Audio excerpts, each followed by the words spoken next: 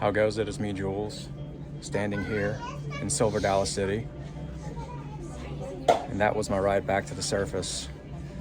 Yep, forgot to film my intro.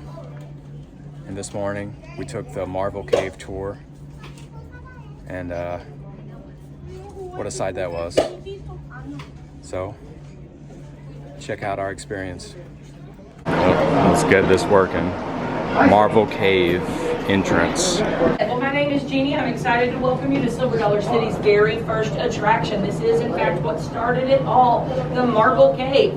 But before we head down into Marvel Cave, we do want to make sure you know what you've gotten yourselves into today. Now, if you have seen or you have heard about this little red cable train, and you thought this was going to be a leisurely ride-through deal, hopefully it'll be a ride-out deal, but to get to this train, we're going to take a bit of a strenuous hike. We'll begin by descending down our 94-foot sinkhole to get inside the entrance of the cave. Once inside, you'll be looking down over 200 feet. It is a gorgeous view, unless you're afraid of heights. Now, we do like to joke and have fun with you guys, but in all seriousness, that does involve walking down about 500 stairs through tight passages in dimly lit, wet conditions. We're going down. Stairs that count start over here on this side. There are 94 steep, strenuous, dimly lit, could be wet kind of stairs. And you need to use a handrails as you go down. Make sure your footwear is attached to your feet. If you are going to carry a child, please make sure you got a good grip on them and a good grip on a handrail. If you guys would stop it. Yes. I'm a big guy, you better brace yourself. Temperature is about 10 degrees cooler, 10 more feet down. Oh.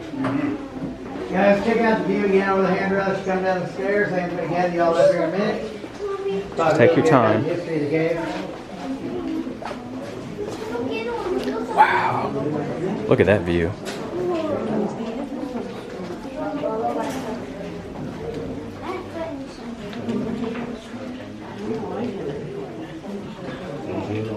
You got a good grip on whatever electronic device you're using, because I don't care what case it's in. You will not survive that drop. Welcome to the hole in the ground that started Silver Dollar City. 500 years ago, it was found by the Osage. Native Americans who lived in these hills found it by accident on a bear hunt. Supposedly, they'd actually trapped a bear up here on a ledge that was wounded. The dog had it cornered.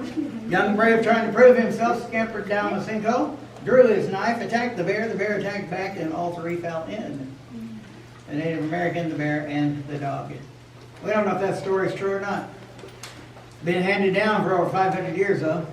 More than likely it's true, because when the settlers came here, they did find the V-notches on the big oak trees, which meant danger. Stay away. Little town down the road got its name, Notch, from those notches. Well, about 1869, a guy came down here who didn't believe the superstitions of the coward. After all, the folks who lived around here called this place the Devil's Den. And every night, hordes of black demons would fly out of it. Over 300,000 bats were in the cave at that time. They fly out every night. Well, when the guy came down in 1869, he threw a rope on a log, took off that way, and I'll tell you what he found when we get to another room. His name was Henry. Welcome to the Cathedral room, the largest room on the tour. 204 feet deep, 225 wide, 411 feet long. Making it one of the largest natural entry rooms of any commercialized cave in the U.S. It's a big hole in the ground. Wow, glad we came here.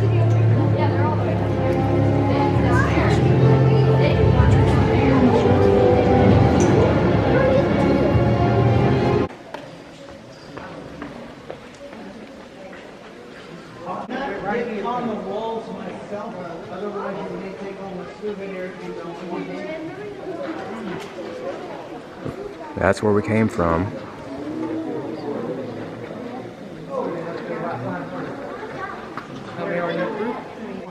Look at it. We call it the Liberty Bell today. The Liberty Bell is the largest secondary formation deposit in the cave. Made of a mineral called calcite. Calcite forms at an average rate of a cubic inch every 25 to 100 years. It is a water-based crystal. This is called the Liberty Bell, made out of calcite. Over here we got another structure. Got a stalactite on the ceiling. Got a stalagmite on the ground. When they join together like that, what do you call them? It's a column. That's what we call them. A column. You get it? Y'all gonna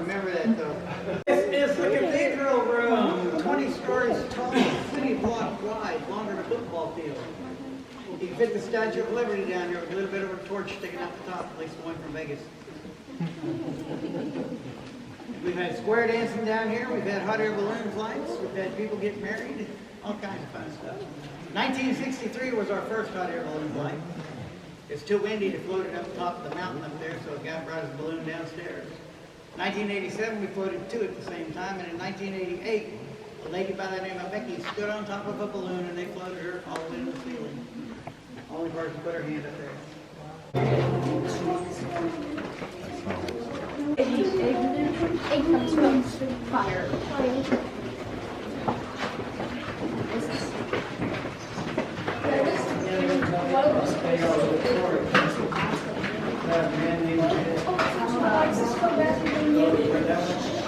Your feet and the ceiling.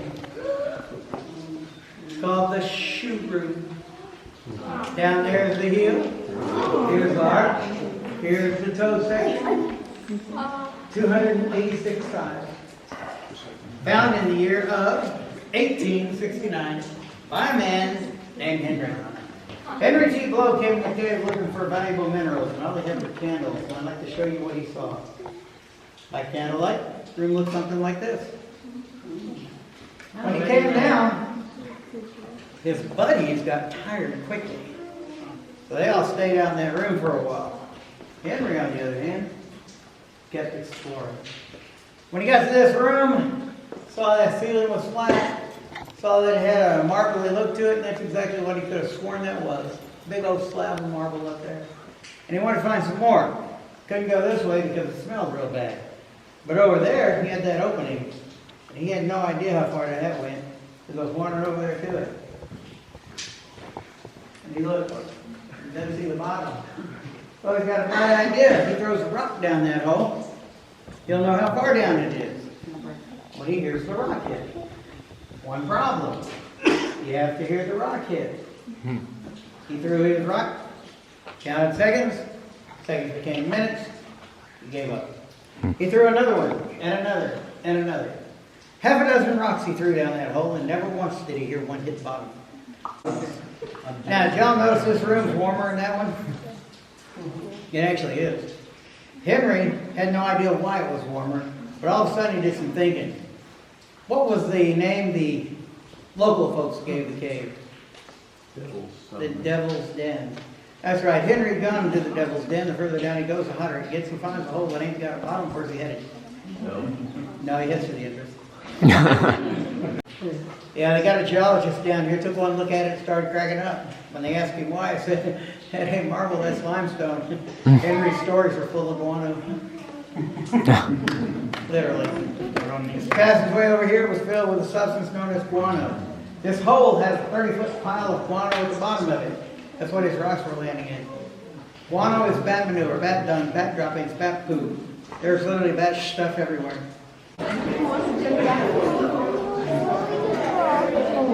Nothing but bat poop down there.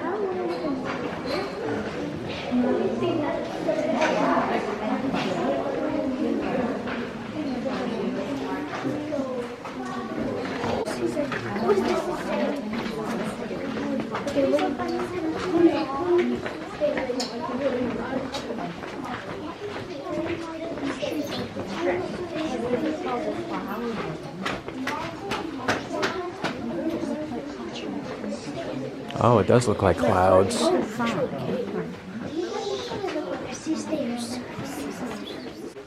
Marble Cave Mining Co. You all right? These are steep and tight.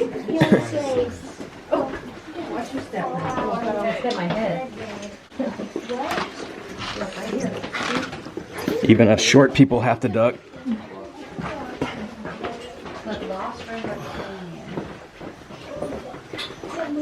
Oh, look at the stairs down there.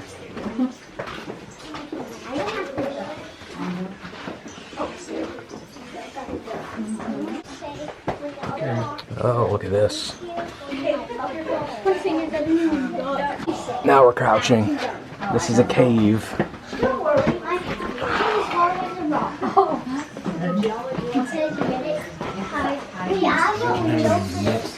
a joke. Okay, what's your joke? What did? Okay. What did the? What did the rock? One of the rocks say to the other rocks when they said, "Be careful, you might bump your head." What'd they say? What did he say? What did he say? He said, "Don't worry, my head is hard as a rock." Get it? Because I get it's a it. rock and That's a the good head. one. It's a Marvel cave joke. This is the fun part? Indeed. Getting a workout now, burning off that turnover.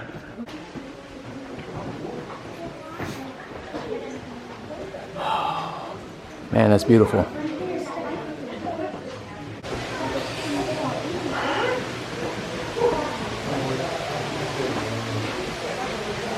Oh. And the reveal. I hear a waterfall.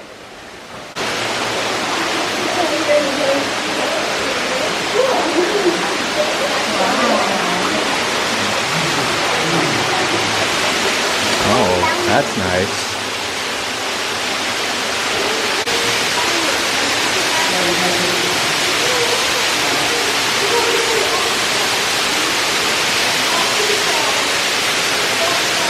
Oh, wow.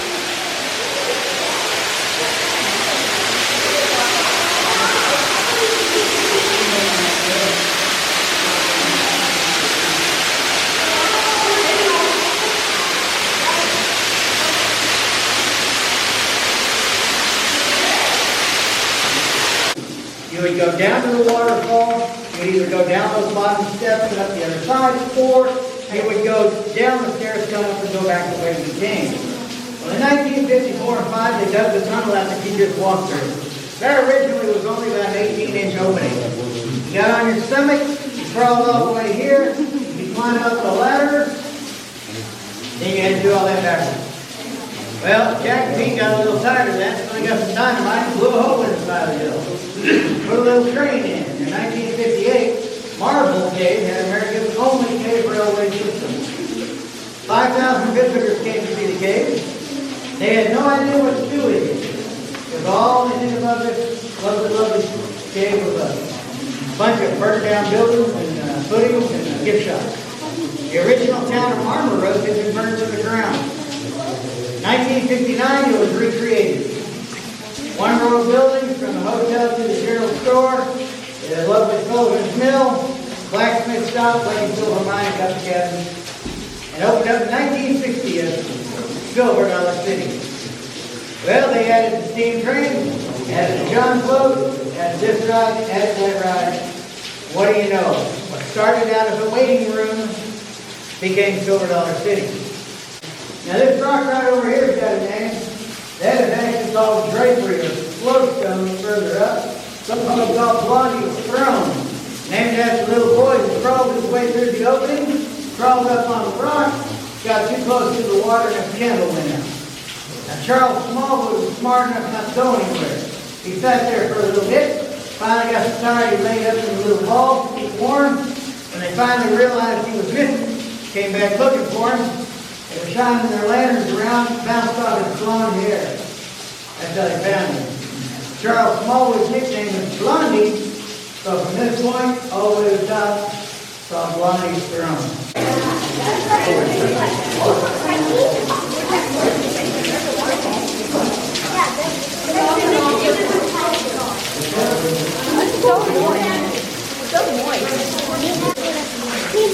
Oh, look at the dinosaur. The Stegosaurus in there. There, I see it. Look, Oh, why? someone put it there. Watch the head knocker.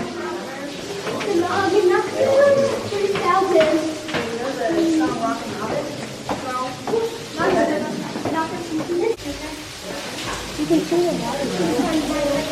Oh.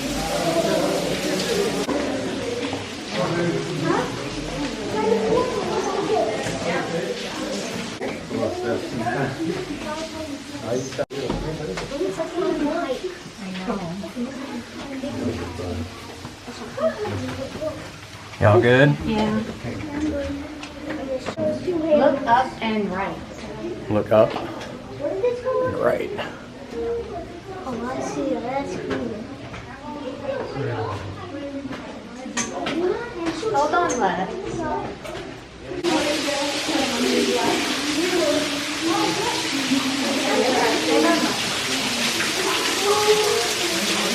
It's a long way down.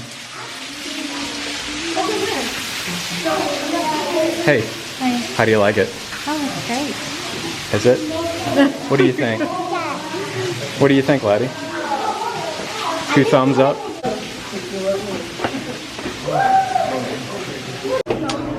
Oh, here's our ride back up. Oh, cool. All right. Hey guys, what do you think? A little bit tired from walking up all those steps. But it was worth it. Yes, it was definitely worth it. What do you think, Les? Okay. Please remain seated at all times while the train's in motion. Here we go in 3, 2, 1. 1. 1.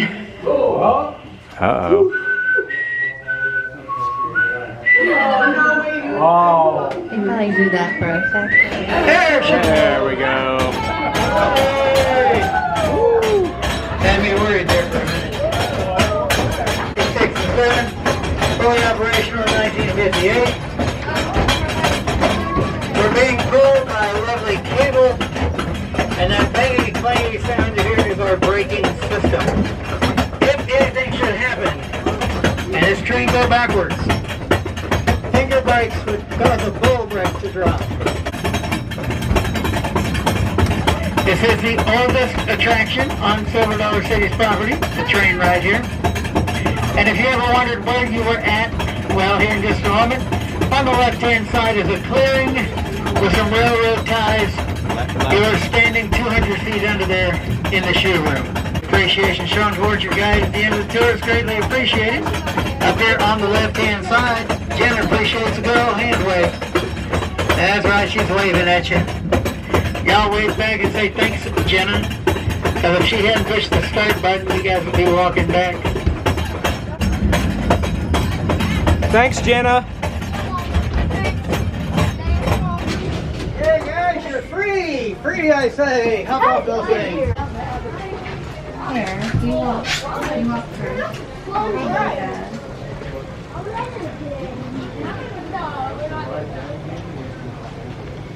Well, I gotta run. If you enjoyed this video, smash that like, consider subscribing, and until next time. Such a cool cart. Later. See the pulleys? The wire?